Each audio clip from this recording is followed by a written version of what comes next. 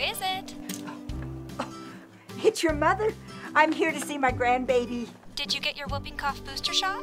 Oh, well, Mom, whooping cough can cause permanent disability in infants or even lead to death. But Adults and even kids over 10 need a booster shot before they're around an infant. Your other option is there on the porch. Help us stop whooping cough. Visit us online to find out where you and your family can get vaccinated.